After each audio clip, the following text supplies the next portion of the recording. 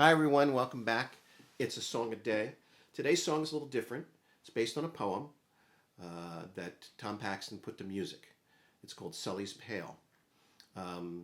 I've only heard this as written as spoken word, but and I don't really know Paxton's tune, and I was going to learn it, but then it turns out I'm on the DL list today, the disabled list, because I cut my finger while I was slicing a bagel. It's not terrible. I don't have stitches, but it's going to be a couple days before I can play. So I decided to get my cut capo out. And as you can see, if you're familiar with capos, it doesn't go all the way across the fretboard. So you put it on the second fret, and you just basically press down on those three strings with the capo. And if I press here and play, I have a nice sort of interesting chord. And then just keep going right down. So I'll try and accompany myself. So still probably do it more spoken word than anything else, but let's see how it goes. Sully's Pail.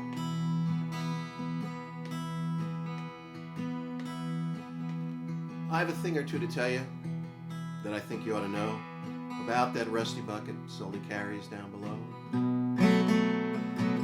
You're not the first stranger that's laughed at Sully's Pail, but you're the only one laughing now. The rest have heard this tale. Sure, when we was young, we had 10 years in the game. And Sul, he had a partner, and Jim Riley was his name. They'd knocked around together, Bingham, Butte, Coeur d'Alene, and they'd brawled in every barroom from Ely to Fort McLean. Now me and old Ted Johnson, sure you'll not remember him. We was working at the Raris, had a stope with Sul and Jim. And the four of us together, we was working side by side. And that's how I chanced to be there on the night Jim Riley died.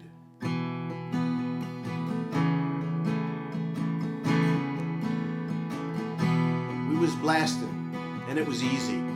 It was coming out like sand. We was mucking out the ore. In those days, we mucked by hand.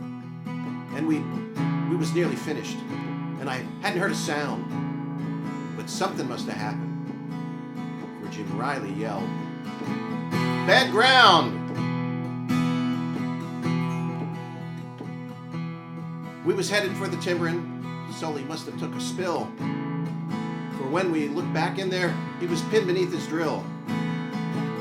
The ceiling was groaning now, all set to drop the lid, and Sully, pinned beneath the drill, was sobbing like a kid. Now there's men that watch their partners die, not throw their lives away. But Riley wasn't one of them. He wasn't built that way. As soon as he seen what happened, he said, "Hey, hold on there," Sully cried. And before he had the words out, he had thrown that drill aside.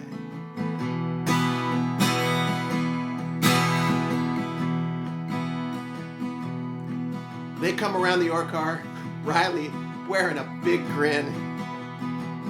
I guess he never knew what happened when that hanging wall caved in. Sully reached the timber and his face was white as chalk, and Riley, 2 yards back of him, was caught 15 tons of rock. That day, Sully's Pail was buried. He ate from Riley's pail in tears. He's carried that same bucket now for more than 20 years. So you can laugh at Sul because he's mean and drinks a lot. But don't laugh at Sully's bucket. That's the only friend he's got.